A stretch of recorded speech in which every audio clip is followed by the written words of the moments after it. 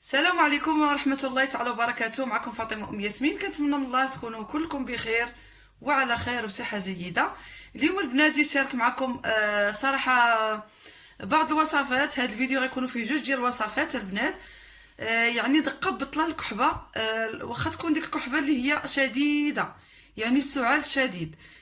الكحبه البنات اللي كتكون كنعرفوا الكحبه ملي كتشد، خصوصا الانسان ملي كيبغي ينعس وكيسخن. صراحه البنات الكحبه راها كتجعل واحد الجعله ما نعاودش لكم عليها. صراحه ما نسيت، ما دوزت عليا. البنات اللي متبعيني راه عارفيني كيفاش ضربني البرد.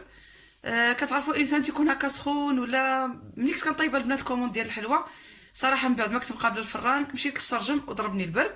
تما البنات كنقول لكم ردوا بالكم مزيان من هذه القضيه هذه، تكونوا سخان في الكوزينه وتمشيو تخرجوا اولا تمشيو للشرجم. المهم البنات اللي سولوا فيا ودعاو معايا وطلبوا الله انه يشافيني، كنشكرهم بزاف بزاف. والبنات اللي بحال التحقوا بالقناه كنقول لكم مرحبا بكم. ديروا اشتراك وفعلوا الجرس باش دائما يوصلكم الجديد. البنات ما تبخلوش عليا باللايكات وبالتعاليق الزوينه كالعاده. المهم البنات غنشارك معكم كيف ما قلت لكم في هذا الفيديو جوج ديال الوصفات، صراحه بجوجهم زوينين الكحبه.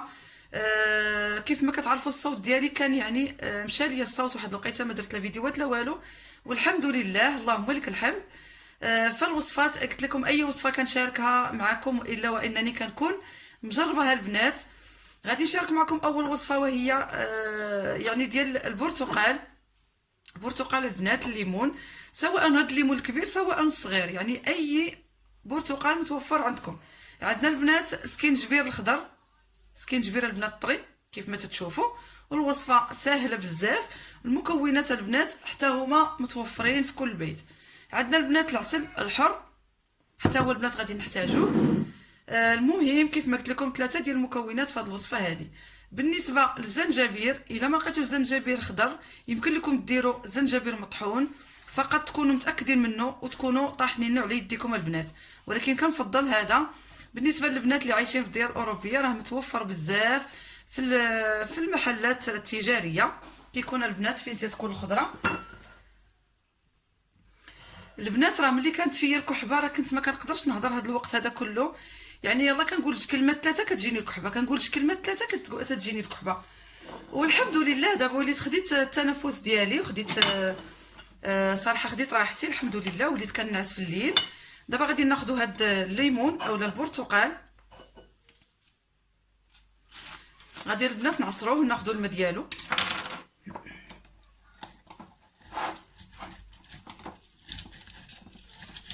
تقدروا تعصروا ليمونه ولا جوج، المهم على حسب الكميه اللي نتوما بغيتو. وهذا المشروب البنات راه زوين زوين بزاف وبنين البنات، حق الله العظيم حتى لذيذ ما تشبعوش منه وغادي يعجبكم. غادي نعصر الليمون ونرجع معكم. صافي هنا البنات بعد ما عصرت الليمون غادي نجيب واحد شويه ديال الماء، فقط غير واحد شويه تاع الماء، تقريبا البنات درت واحد 2 معالق ديال الماء.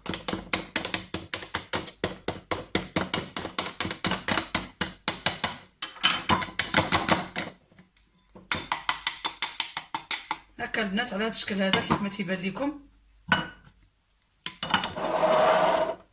ها هو العصير تاع البرتقال خديته. من بعد ما خديت العصير كيف ما تشوفوا معايا غادي نجيب البنات الزنجبير، طبيعه الحال غادي نقيه كيف ما تشوفوا معايا. هاد العود ديال الزنجبير غادي ناخذ فقط النصف ديالو فقط البنات. هذا هو القياس اللي انا غادي نحتاج في هذه الوصفه هذه، يعني حبه ديال البرتقال. صافي البنات غادي ناخذ لها واحد الكميه، القياس تاع الزنجبير هو هذا اللي انا درت معكم.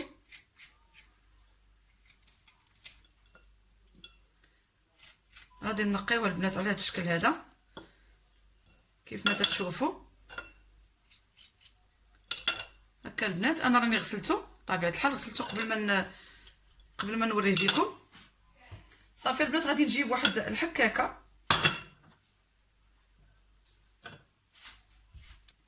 غادي نجيب البنات حكاكه كيف ما قلت لكم تكون هكا رقيقه، وغادي نحكوا فيها هذا الزنجبير هذا.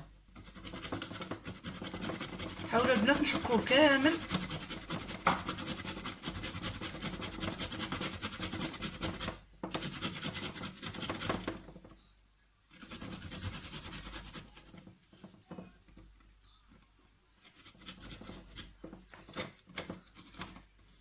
صافي البنات، حيت هو طري داكشي دغيا تيضحك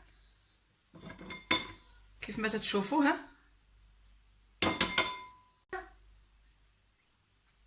صافي البنات، درت الكميه ديال الزنجبيل اللي حكيتها البنات كلها هنايا.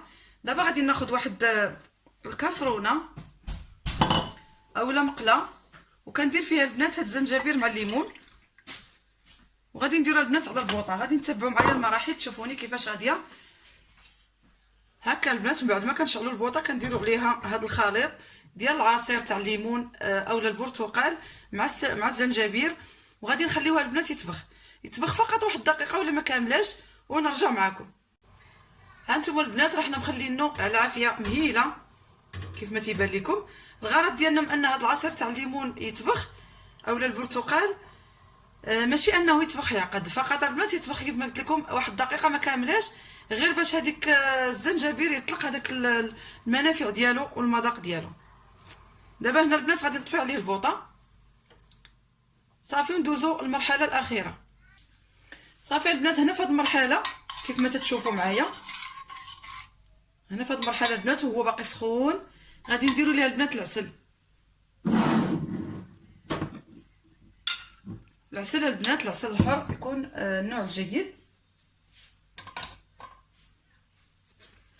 غادي ناخذوا واحد الملعقه كبيره ديال العسل، مهمه يعني ملعقه مملوءه.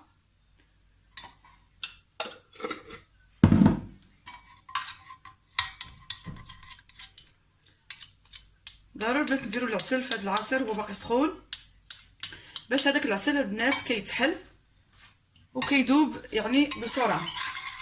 انا البنات ملي درت الوصفه صراحه لقيت عليها راحتي، وكنت بغيت نعاودها البنات، وقلت ضروري نشاركها معكم. اقسم بالله البنات الا هذه هي المره الثالثه اللي انا درتها دابا، يعني شربتها جوج الليلات، يعني يومين شربتها. شربوها البنات في الليل من تبغوا تنعسوا، وتشربوها حتى وسط النهار ماشي مشكل. الا خلطتوا واحد الكميه كثيره، مثلا جوج ديال الليمونات ولا جوج ديال البرتقالات، الا عصرتوهم وصايبتوا بهم بنفس الطريقه، غيبقى عندكم النهار الاخر تبقاو كل مره تسخنوا واحد جوج غمات وتشربوهم، يعني تقريبا جوج مرات في النهار. والثالثه هي اللي غتكون في الليل ان شاء الله ملي تبغوا تنعسوا. صراحه البنات مشروب اللي هو لذيذ بزاف وزوين، وملي تشربوها البنات غادي تحسوا بالراحه الراحه التامه البنات. الليله الاولى الثانيه كتبان النتيجه، صراحه النتيجه ديالها رائعه، خصوصا البنات اللي قلت لكم الكحبه اللي كتكون شديده بزاف. الكحبه البنات اللي كتكون شديده بزاف اولا السعال الشديد، صراحه راه زوين. بالنسبه لهاد الوصفه البنات غادي ديروها الكبار والصغار، يعني حتى الصغار يقدروا يشربوها، ما فيها حتى شي حاجه اللي خايبه ولا شي حاجه اللي واعره. فيها البنات غير الزنجبيل، يعني الزنجبيل معروف عليه انه صحي وفيه بزاف ديال الفوائد. فيها كذلك البرتقال، حتى هو كلشي كياكلو كبار وصغار. فيها البنات العسل حتى هو فيه الفوائد الكبار والصغار. صافي البنات، كنتمنى الفيديو يعجبكم صراحه. انا بطلع لي غير امتى نكمل الفيديو باش نشرب هذا العصير ديالي، صراحه اللي كيجي زوين بزاف، كيجي لذيذ. وكيف ما قلت لكم صدقوني ملي غادي نديروه غادي يعجبكم وغيجيكم بنين البنات. وكتبوا لي في التعاليق البنات اللي غيجربوا هذه الوصفه وغادي تنفعهم، اكتبوا لي في التعاليق. ونطلب منكم البنات انكم تبارطاجيو الفيديو، تبارطاجيوه على وعسى تعم فائده على الجميع، ونديو غير رحمه الوالدين. وكنشكركم بزاف البنات، ونخليكم ان شاء الله مع الوصفه المواليه. وهنا البنات كيف ما تتشوفوا معايا، بعد ما كملت معكم الوصفه الاولى دزنا على بركه الله نوجدوا الوصفه الثانيه. الوصفه الثانيه البنات كنحتاجوا فيها 3 ديال المكونات. المكون الاول وهو الثوم، نتمنى البنات تكون كيبان لكم مزيان. ثومه تكون البنات تكون ثومه حمراء، صراحه راها زوينه بزاف وفيها بزاف ديال الفوائد. غادي البنات نقيو هاد الثومه هذه، انا حاولت نخليها كقشوره باش تعرفوها بان راه ثومه حمراء. ثومه حمراء بزاف البنات، راه زوينه بزاف وفيها بزاف ديال الفوائد. وندوز معكم ان شاء الله باش نوريكم المكونات الاخرين. حتى هاد الوصفه البنات راها كتجي لذيذه وكتجي البنات زوينه بزاف صراحه. واخا في الاول غتجيكم يعني هاد الوصفه في شكل غتجيكم غريبه، ولكن البنات راها عجيبه في المذاق ديالها ولذيذه. ثقوا بيا الا جربتوها ما غتبقاوش تستغناو عليها. اول حاجه غادي ندير الثومه ديالي هنا، حكوها بشي حكاكه رقيقه ولا صافي البنات ضروري نخرجوا الثومه في هذه العصاره هذه، ولا تحكوها بحال هكاكا رقيقه البنات اللي بغيتو. نخرجوا الثومه مزيان.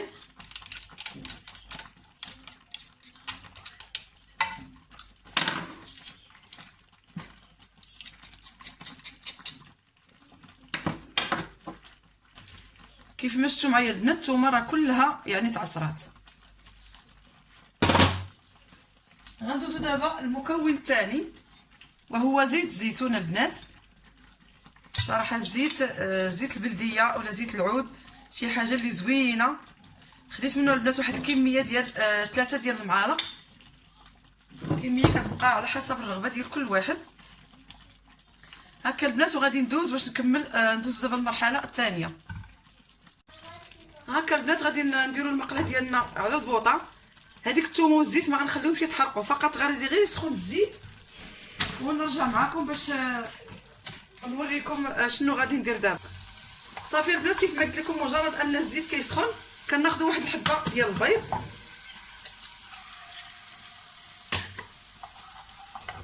ضروري البنات هذه المرحله راها مهمه، ما نخليوش البنات الثومه تحرق لينا. كيف ما شفتوا انا واخا لحت البيضه في الزيت يعني ما طابتش ليا بالزربه. اذا كان الزيت طايب بزاف راه مجرد انكم غتلوحوا فيه البيضه غادي طيب. فضروري البنات لابد تستافدوا من هذه الوصفه هذه، يعني ما تكونش الثومه طايبه بزاف باش يبقاو فيها الفوائد ديالها. صافي غير كتحطوا الزيت على البوطه يعني المقله كتبدا تسخن. صافي البنات وانتم هنا البنات راه انا نسيت شويه ديال الملحه. شويه الملحه البنات ضروري منها اللي كتبقى على حسب الرغبه. صافي وهنا انا غادي نطفي البوطه ديالي كيف ما تتشوفوا، وغادي نستمر بالتحريك حتى كيكمل ليا داك البيض في الطياب ديالو مع ديك الثومه. كتدخل مع ديك المليحه اللي انا درت ليه. صراحه البنات هاد الوصفه حتى هي راها لذيذه بزاف وزوينه. صافي البنات بالنسبه للاستعمال ديال هاد الوصفه هذه حتى هي البنات تاكلوها مباشره قبل ما تمشيو تنعسوا. يعني تاكلوها وتمشيو تنعسوا سواء بالليل سواء بالنهار. المهم هي انكم تاكلوها وتشدوا الدفا ديالكم مزيان، يعني تغطاو مزيان وتنعسوا. راه البنات حتى هي زوينه الكحبه زوينه البنات، رائعه بزاف. ثقوا بيا هاد الوصفات انا راه جربتهم. هذه الوصفه ديال الام ديالي الله يطول عمرها، والوصفه الثانيه البنات شاركتها معكم يعني حتى هي راها رائعه بزاف. مهم بنات تبعوها حتى هي يومي ولا 3 ايام على حسب القياس اللي نتوما غتحسوا براسكم وليتو بخير. يعني بيضه في النهار مدات ما جابت مع هاد زيت الزيتون والثومه ومليحه. صراحه راها زوينه بزاف وما غادياش تضر ولا تاثر على شي حاجه. نتمنى البنات الوصفات اللي شاركت معكم في هذا الفيديو يعجبوكم، بارطاجيوهم باش تعم فائده على الجميع، باش نديو البنات رحمه الوالدين. وكاع اي وحده بارطاجات هذا الفيديو حتى هي غتكون عندها نصيب في هاد رحمه الوالدين. كنشكركم بزاف البنات وكنقول لكم بالصحه والراحه.